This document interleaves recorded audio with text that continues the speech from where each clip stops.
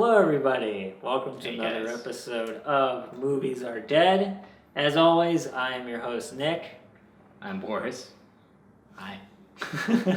All right, guys. So today's episode is all about Body Double Ugh. by Brian De Body Palma, double. dude. Boy, it's gonna get hot here. Oh, man, dude. Okay, the reason why Boris says that is because this movie, a lot of nudity in this movie. It's a spicy, Sure. steamy 80s movie, dude. Yeah.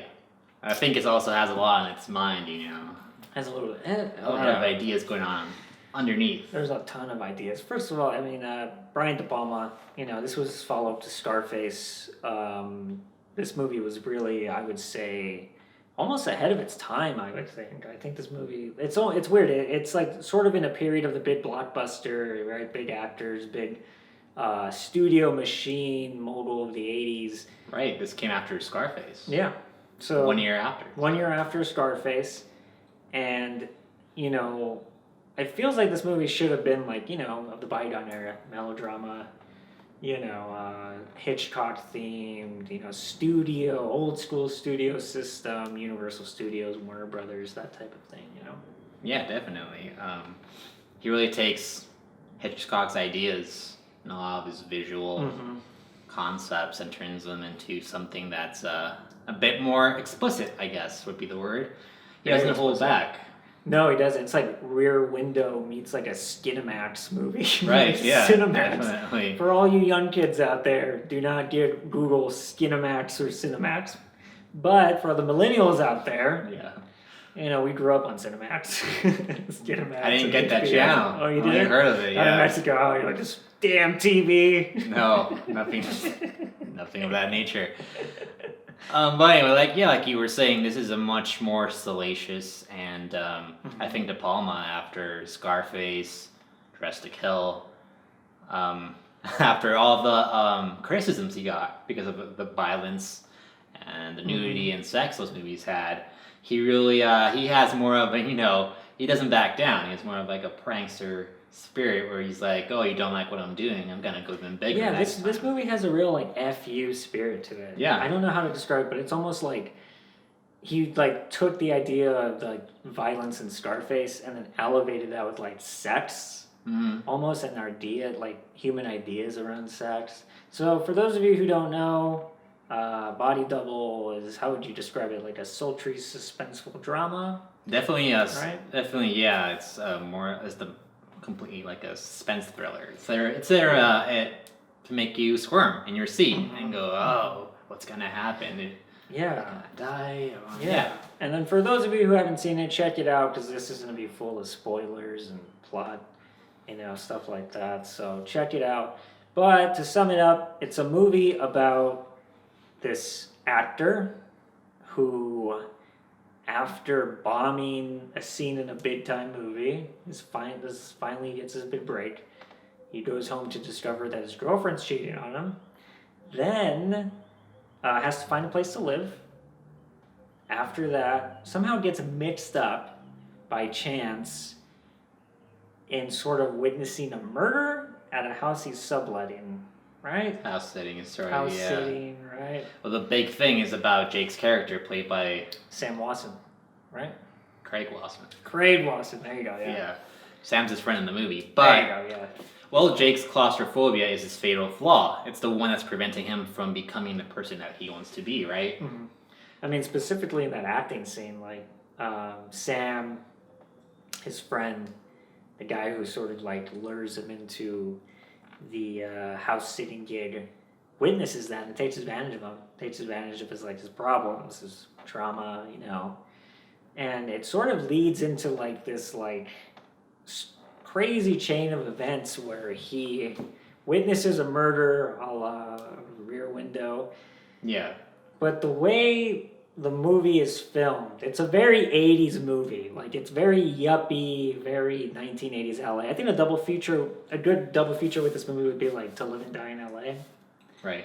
Or like maybe like Fright Night for some reason. I was Fright like, thinking of Fright Night. This is a very 80s movie, so yeah. Extremely It recalls 80s. those kinds of movies. Mm-hmm. But also the whole movie sort of feels like sort a of fantasy. like a dream. Yeah, It doesn't feel real at all. No. This movie does not feel because real. it's just yeah. like over the top. It's Yeah. cheesy. It's Uh-huh. funny. It's dramatic.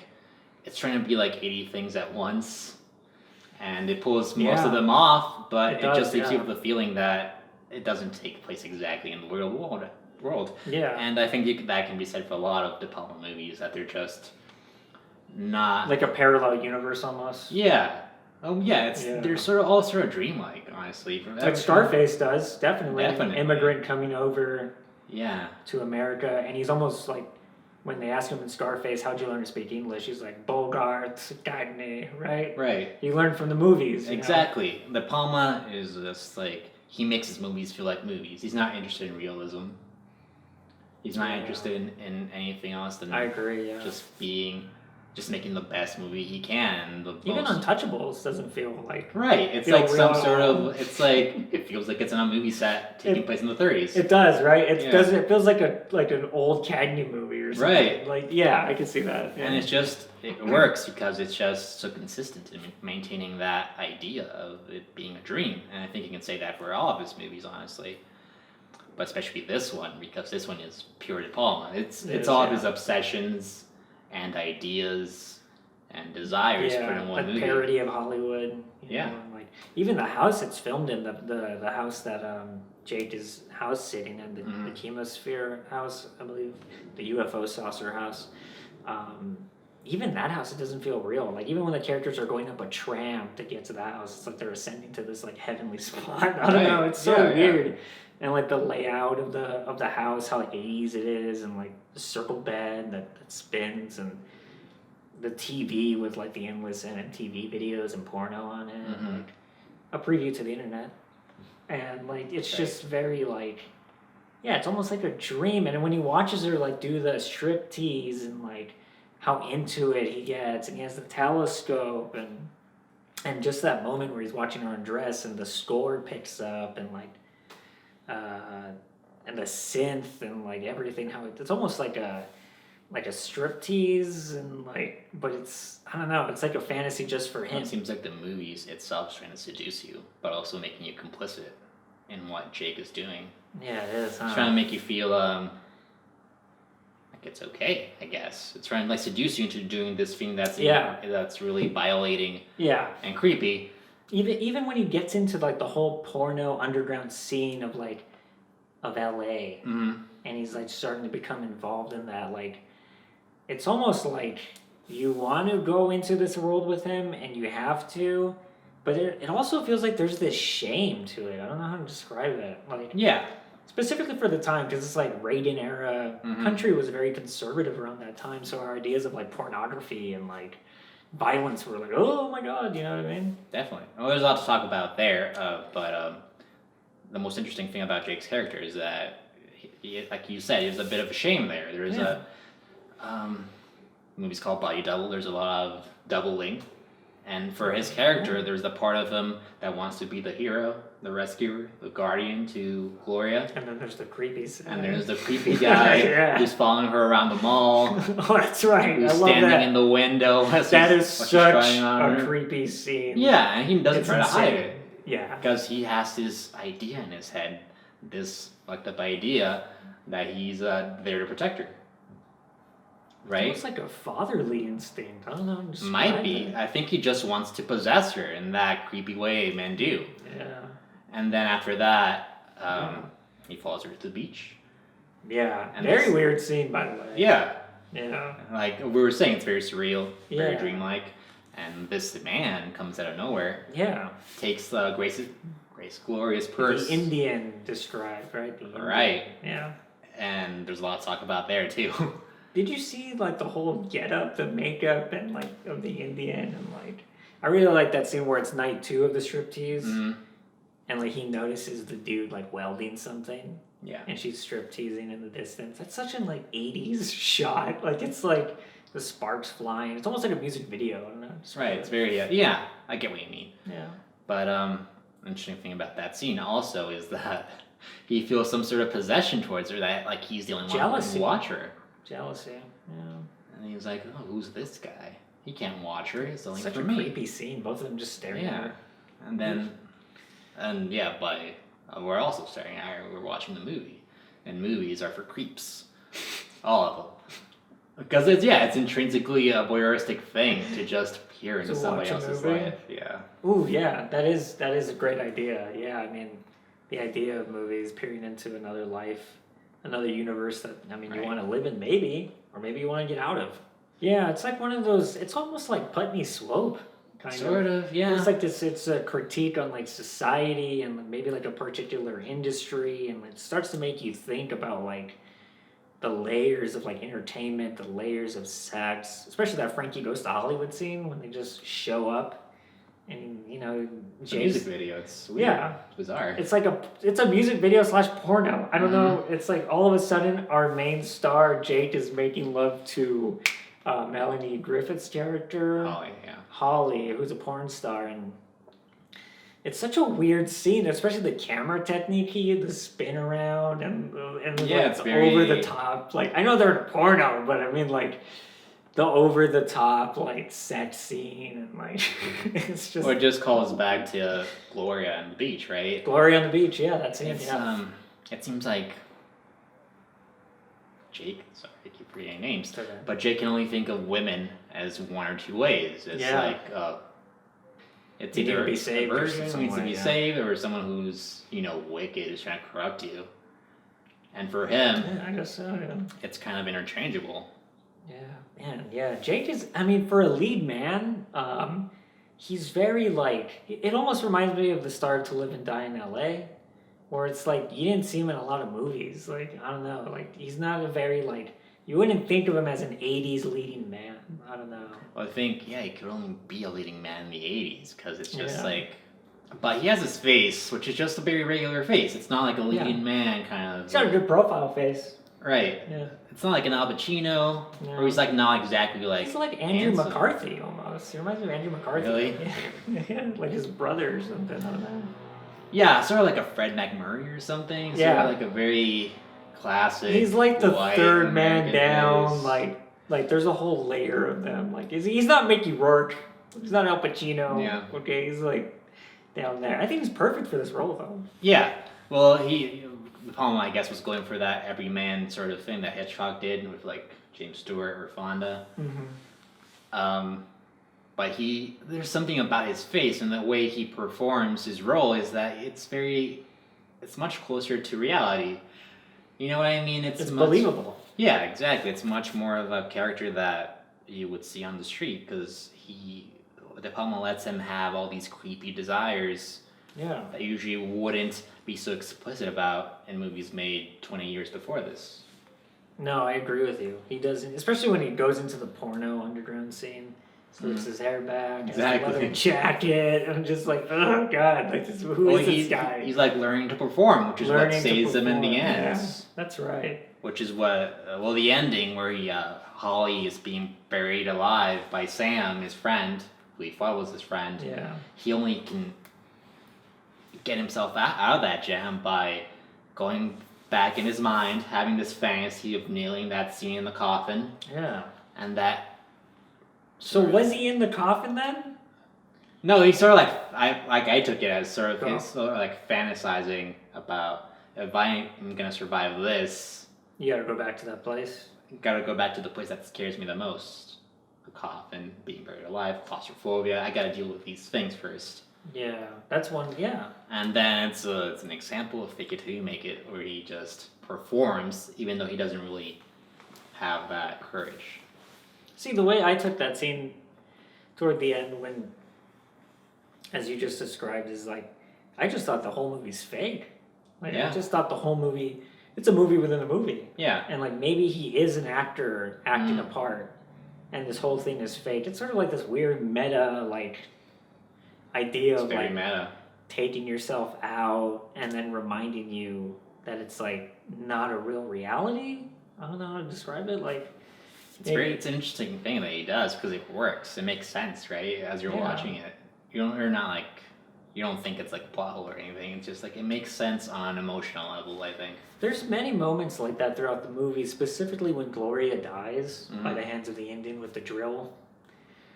That's the You know, classic scene, if I may say. Yeah. Centerpiece. So violent, right? That scene. Very 80s. Yeah, I guess.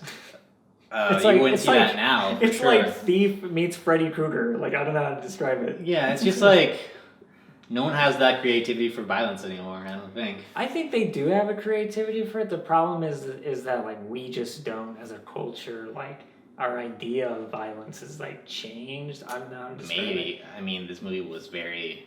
It didn't make its money back. It just the thing after Scarface. It was sounds like it was a successful. bomb. And to Yeah. tell you the truth, I didn't know this movie existed Yeah. until recently, I think. I forgot where I heard about it, but even though I liked the Palma, I think I just sort of glossed over it because it's sort of in that post-Scarface era where, like, Yeah. you know, some people could make the argument where it's like, he wasn't the same after, man. You know what I mean? Like, it just You could, I felt guess. like, I don't know, it's very easy to skip over. And I think I think I told you about this, it's a forgotten 80s movie.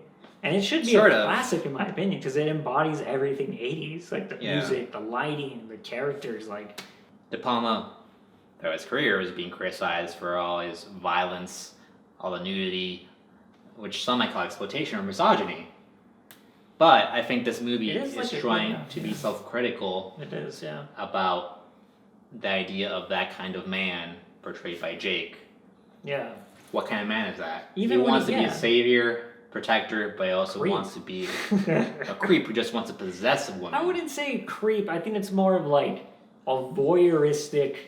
Remember, he's coming off heartbreak where he sees his girlfriend like Yeah. literally like having sex. But with there are another some guy. moments where he goes a bit too far. Yeah, but remember, this is the '80s.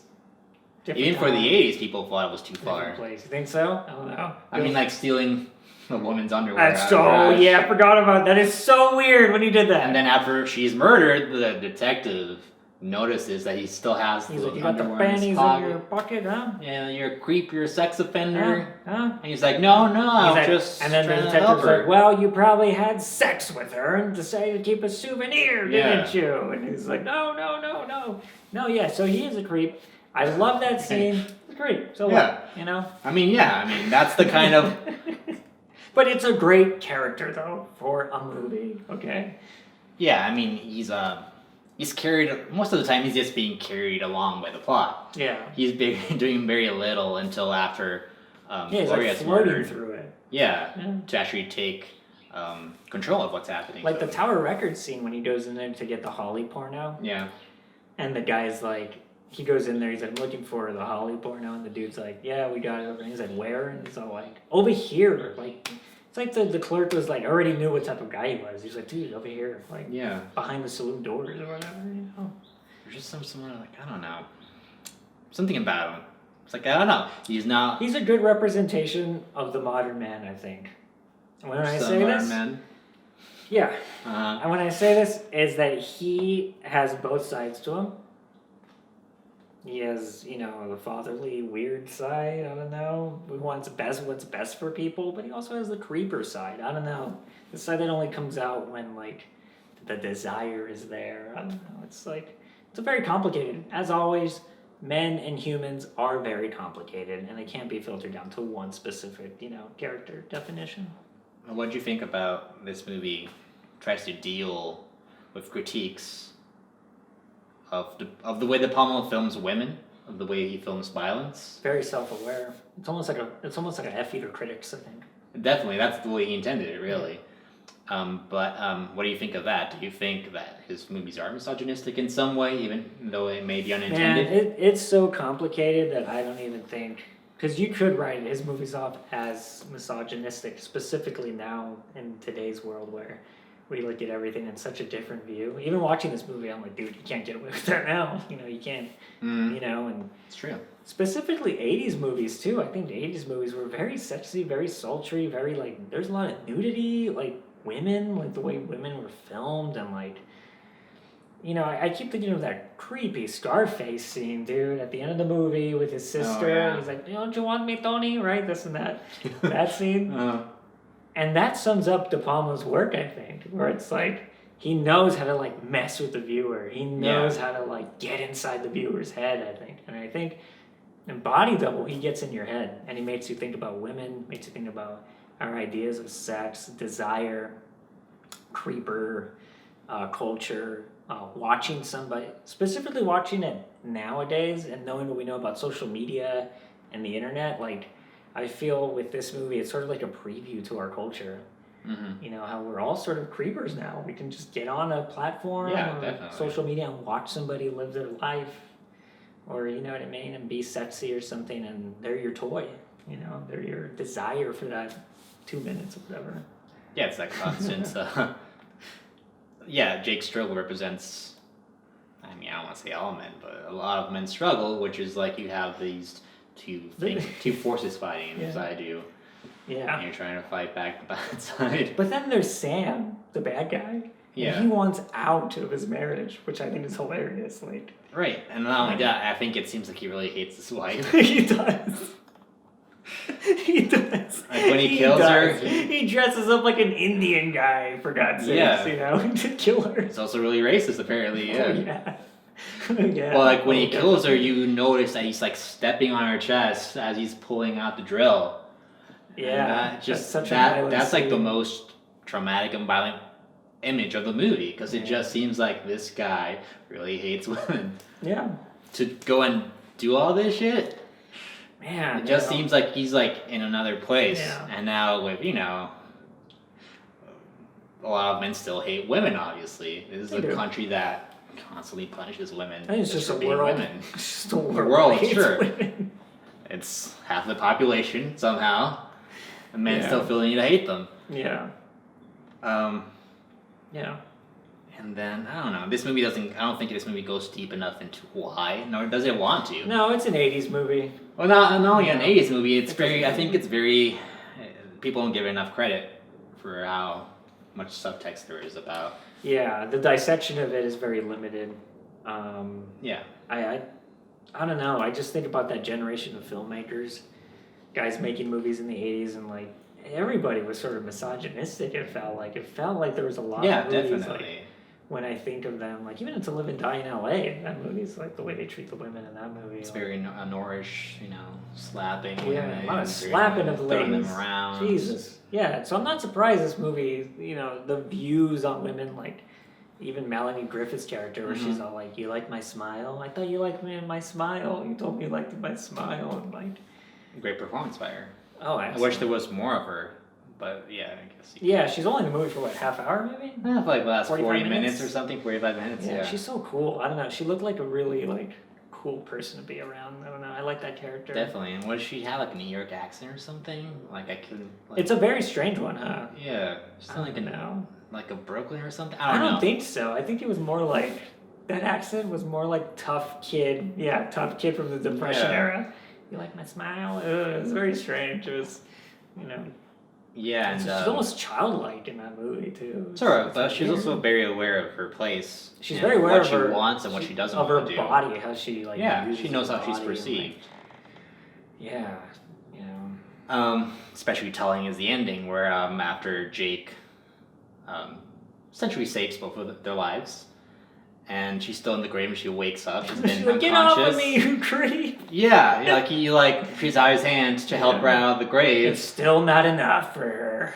Well, no, she knows I'm what kind of guy he is. Yeah, yeah, she does know what type of guy he is. He knows exactly what kind of guy he is. So I don't know. He might finish the job. She doesn't know. So here's my question to the movie: are there any good guys in the movie? Not really, no. Even the detective was a little nasty. It's a classic De Palma detective. He's just. Oh, definitely. Where'd you learn how to speak English? Yeah. No, like Dennis Franz as the director, you know, the way he fires Jake, and like, I don't know, it just felt like all the dudes in the movie were just really nasty. And like. Yeah, I mean, it's very much on purpose, right? Yeah. Except Frankie Goes to Hollywood. Those guys were just more looking to do a video. And such a random scene. It's very 80s. So Yeah, I mean, I love that scene. I think it fits perfectly with everything it's else. Awesome, yeah. Well, I mean, in terms of De Palma's filmmaking, Yeah. what do you think about the way he uses the camera and editing? Man, the editing's awesome in this movie. The timing with the music, the cuts. I'm trying to think of this, but you know, the telescope scene where he first sees her. I love the cutting back and forth, the camera, how it sort of has this like zoom in, the blinds. Mm-hmm. You could barely see her, and you start to think maybe this show's for me. You know what I mean? You start to question a lot of stuff. Yeah, I mean, He knows how to draw you in with his sexuality. definitely. I mean, I think he always, like, even in his bad movies, they're worth watching because he just does stuff with the camera that not many Yeah, I'm thinking of like directors can do. Untouchables. I'm thinking of like some of the shots in that movie. Or dude, Carlito's Way. Like Yeah. man, like I always forget about Carlito's Way and how good that movie is. Yeah, it's Like, great. It's such a good movie. And Yeah. even the camera work in that, and like the lighting, the reds and the blacks, and like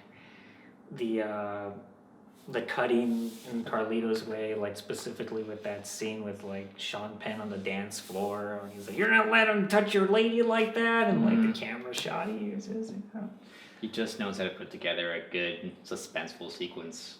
Knows how Yeah, to he keep you does. watching. Yeah, he does. Yeah, and I'm starting to think about his lady characters now. Mm-hmm. There's just I don't know. Carlito's Way, it's the same thing. The way women are treated, you know. But I'm just starting to think that's just how it went back then, man. You know, directors how they saw women and how they felt about them.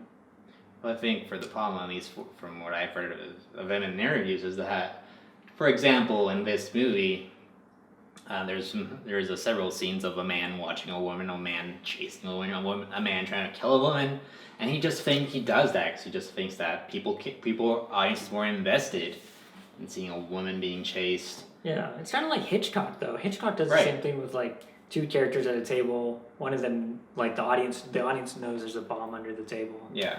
You know, our need for violence, our need for like Yeah, dramatic irony. It's the dramatic classic, sexuality. such an easy classic thing that you learn What was about. the last sexy movie that came out? I mean, like movie Okay. where it was kind of like this, or it was kind of like the nudity. The nudity in this movie is over the top, and it should have been rated X. I think, you know, because there's just so much nudity. It did at first, and That's right. He You have fought to- it or something. you have right? to cut stuff out like Yeah. 30 I seconds. wonder what or that something. cut. I wonder what the first cut looked I don't like. think it was that much, honestly. No. Yeah, I don't know, man. I mean, I think cinema, especially American cinema, has become increasingly chaste and sexless. And, Yeah. I think you know what the irony is that our culture, I think, is more fucking right. driven by sex Mm-hmm. and driven by pornography, and then our movies have flipped in some sort of weird Yeah, way. we're very puritanical now. We're very, When it comes to movies, and we shouldn't be that way when it comes to movies, in my opinion. no, definitely not. I mean, we're just very sanitized now. How weird, huh? Like, I was trying to think earlier of a thriller like this movie Yeah. that is both technically proficient and that a good director knows how to shoot, knows how to cut things together, and is also willing to just deal with dark subject matter in a way that's not trying to make not out of it, not try to exploit it, but just simply entertain the audience. And I couldn't think of one movie like that. I was thinking maybe Get Out, maybe, but I mean, like even then, it's not really. different. It's You know, different. It's different. Like, but yeah, it's just weird. I don't know. Like, there's no movie that's like what you just said. Like Yeah, there's like no Yes. like straight Hitchcock thriller thrillers anymore. with sexiness and like I'm trying to think of the last sexy movie, but I just can't. But it's just weird how our world is going, our society is going, as the movies are becoming more puritanical. Even like who's casted, you know what I mean, and even Mhm. who's like put in the movie, it's very puritanical and very like driven Yes. by other motives, and Right. I just feel like. I think But it's so weird though, because you could get pornography on your phone Right. at any moment, and like people have so much access to like sultry sexiness. People have their own channels now on like OnlyFans, and like you can just see it. Is that why you think? You think that's why? Because it's so available, we're just sort of like, it's there. I mean, there was like an increasing sex positivity from the 80s onward after the AIDS crisis. I would Yeah. assume after the 90s. And then somehow in the last few years, to me, it seems like there's been like a puritanical backlash. There has like the amount of sex scenes in movies now I've noticed gone down. Same thing with gun violence, gone down. Like online, I've seen a lot of complaints about how people don't want to see sex scenes if they don't contribute to the plot, which is, it's weird to me. I mean, I think, not to get too pretentious, but movies are about capturing human experience and human emotion, and we can't just always just write things so they move the plot forward. Sometimes true. human beings, characters in movies, are just doing things because they're human beings. Like in The Reader, Kate Winslet, she has sex with that young guy. I didn't see that movie, but sure. Right. Yeah, in that movie, that's like an older woman having sex with a younger guy, and it moves the story forward and it works, in my opinion. Yeah. Oh, there was that other Robin Wright Penn movie, and Naomi Watts, I believe. Which and one? they have sons, and they do like a son swap. I And haven't seen it. it's a real movie. I'm not making this up. I forgot what it's called. But they son swap on a vacation, and like, you know what I mean? Like, it's one of those. It sounds like the plot line of a porno, but supposedly it's a good movie. I haven't seen it, but I think that was the last movie to really turn heads. Back to Body Double though. But I agree with you. Our culture has changed so much in terms of how we view women and violence, that when watching this movie, it's almost like the perfect time capsule of the 80s, in my opinion, specifically Los Angeles too. Just seeing LA in the 80s, they used the actual Tower Records on Sunset. I never went to that one, but it was cool just seeing like places in the 80s, how it was, you know what I mean? Very cool setting. Yeah, it's very much a product of its time. Mm-hmm. It's also trying to figure out how just movies, how men, how women have gotten to that point in time where there's just so much, what's the word? I guess conflict, mostly directed towards women by men. So much inner, there's like something there that has been driven there by the patriarchy, capitalism, and this just winds up feeling empty. Winds up feeling kind of depressing, honestly, by the end. Yeah. There's like no resolution, honestly.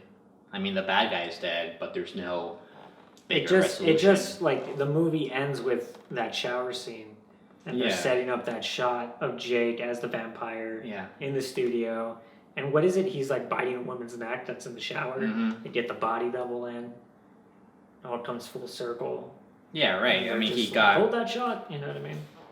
It's De Palma calling again the absurdity. attention to the absurdity and the artifice of not just making movies, but the movie itself. Yeah.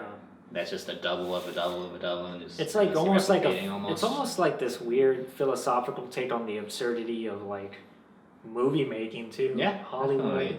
How your chances, you could go from like nothing to something and so quickly, you know what I mean? Yeah, there's that scene where Jake runs into his actor friend at a party or something, and he's with Holly, and Holly thinks that his friend is in the porn business. In the porn, but she's not in the porn business. No, it's such a weird like scene. Yeah. So it's like two worlds coming together and then blowing up. It's weird. Right, and yeah, like you said, there's like that thin line that can just be crossed over so easily. Yeah. And like filmmaking, movies, Hollywood, that's seen as all well and good, but then you like go down the street and it's pornography. Let's talk more about De Palma as a filmmaker. Let's do it. It's too bad, just for me, that there's no more filmmakers like him. They're as technically proficient in knowing where to put the camera and knowing how to cut a sequence together. Yeah. And I think it's just a lot of people just putting different shots together. But there's no actual cinema. I know what you're saying, because De Palma comes from that background of like Hitchcock. I would even say Douglas Sirk. There's almost like this weird like melodrama. It's the color. It's a bright colors. Bright staging. Colors, yeah. Yeah. I would say the closest to that guy, I mean, nowadays, I can't think of any guy nowadays, but to come after him is Wong Kar-wai. I mean, I don't know, like that's one guy that comes to mind. It just seems like, I don't know, there's something missing now. You know what it is? I think I know what you're getting at, mm-hmm. and I feel this way sometimes too. And I think what you're getting at is that I think younger generations just looked up to different filmmakers. And we forget about the technical side, just how good looking the movie is, how editing proficient it is, the music placement. Yeah. I think that's one of the reasons. And then also, we just look up to different people, I think, you know? I mean, that's true, but I also think we can do all those things and still maintain a semblance. Credibility? Yeah, semblance of talent, actual effort. I mean, I think Scorsese was right to call out the Marvel movies That's just Everybody, no, dude, like everybody should be calling. Everybody that works in the industry and makes movies should be calling out those movies. Yeah. Because, They dude, should. like you should have that rebellious attitude toward Right. those movies because that's the machine now. Yeah. You know what I mean? Uh-huh. You should Definitely. be saying "f you" to them, but now it's sort of like, dude, it's exactly like the NBA. I'm sorry to get off track here. Okay, go It's ahead. exactly like the NBA nowadays, where it's if you can't beat them, join them, and that's what's happening. It's a whole overarching theme of our culture now, I think. Yeah, I mean, there's just like, I mean, obviously, making movies is gonna be a commercialized, commodified industry because they're very expensive to make, and they gotta make a lot of money back to keep making them. Yeah, So it's gonna be hard to make these like little weird, movies. Yeah. sort of extreme movies that are gonna have a small audience. They're gonna put a lot of people off. They're gonna get a lot of criticism. It's so much easier to invest $100, $200, $300 million into one big movie Yeah. that the widest possible audience is gonna want to watch Yeah. than these little movies that might Yeah. make In a back way, its budget. we're living in a movie culture that's similar to the '80s. I think Yeah. big studios, big money, tentpole action movies. And I still think there's hope for those little movies. Will people look up to De Palma and say, man, this guy's a great filmmaker? I hope so, because I agree with you. His technicality of filmmaking's amazing, you know, and more people should watch his movies and like, I mean, I just think we just look up to different people, I think, maybe. I think and also the internet's changed things. Definitely. We're like desensitized to like everything now. I don't know how to describe Yeah. that. Yeah. That's very much true. We're desensitized violence, sex, Yeah. you name it. We And can also have it in front of us. We're living in like TV utopia. Yeah. So right now our ideas are more, I think, story driven. I don't know how to describe it. It's more like story arcing series, you know, like what's gonna happen in episode 5. Right. It's just something that's meant to keep you watching. keep you watching. binging. Yeah. It's like the heroin type of thing. Keep them back, you know, keep them coming back. Right, and so when that happens, it's not a matter of time. It's already happening. It's gonna be TV shows, movies designed by algorithms, put together by market research. Oh, market research. It's just Okay, so what's the point of what's the point of market research if you have an algorithm? Isn't that the first wave of jobs that are gonna go next due to like technology? What's the point of having market research when you have the computer algorithm determining everything? That's right. That's true. Sort So of. they're gonna go away soon too, maybe. Yeah, I mean sometimes. Unless they control it. I mean, I don't think the algorithms are perfect now, and a lot of companies, studios are going off based on social media, around what people are saying on the internet. Not really critics. Yeah. As Just much. people. We come full circle to Yeah. episode 1, Rotten Tomatoes. Right. It's about consensus now. Jesus. It's about May God help us. what do we think collectively about this Yeah. movie or this TV Like, show. honestly, the whole Rotten Tomatoes culture thing, like, I think we should trust critics, movie critics. We should trust them. I think they're pretty weak now, honestly. They're weak, yes, I agree. But then I would rather hear their review than Right. Rotten Tomatoes review. I don't know why, that's just me. Yeah, I mean, there's something about next generation. Not that I'm ancient or anything. I'm not old, You're not.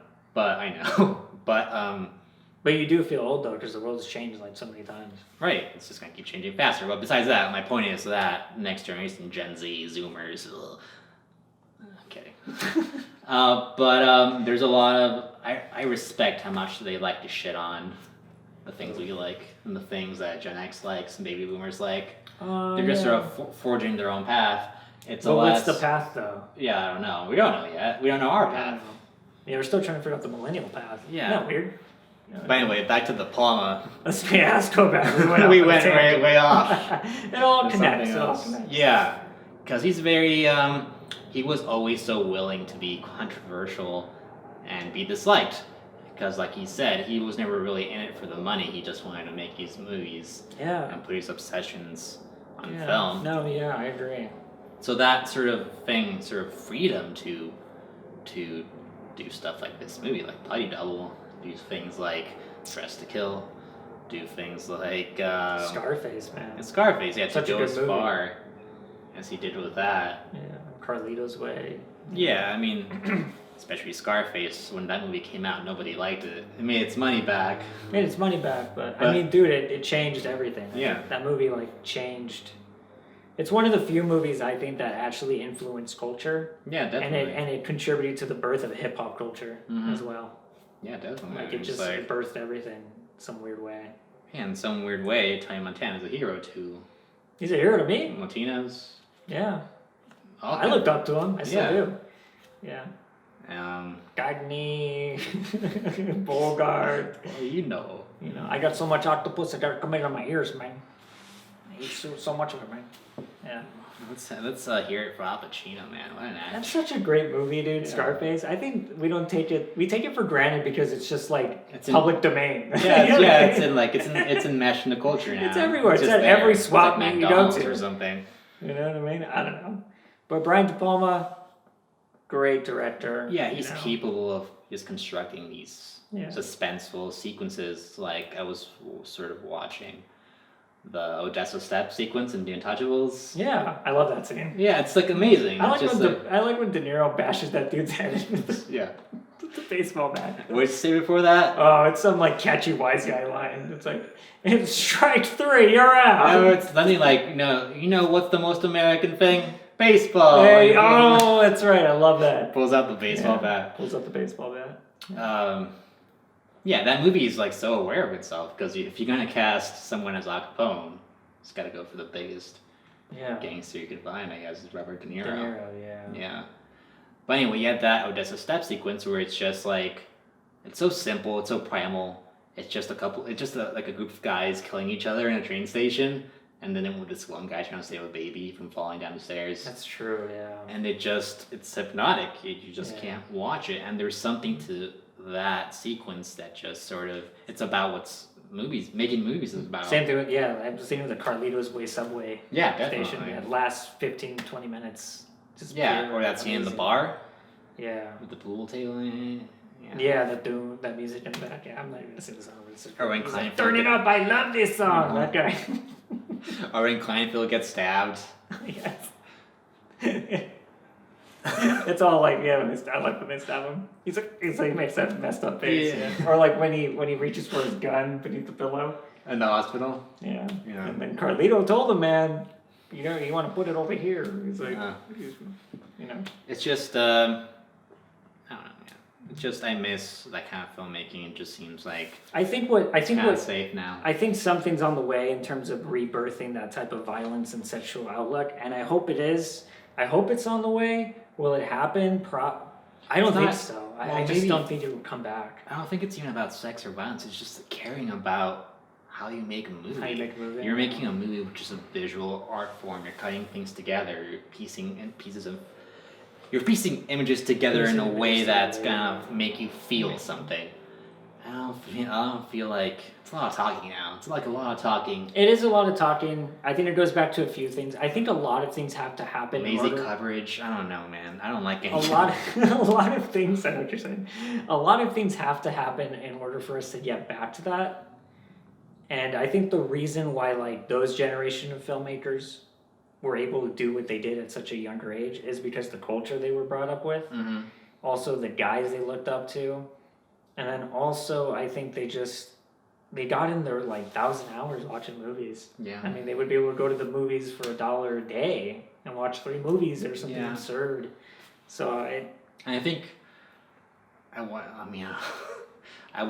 prefer to watch older movies now because they're just made in a way that it's not so doesn't make me feel empty when I'm done watching them.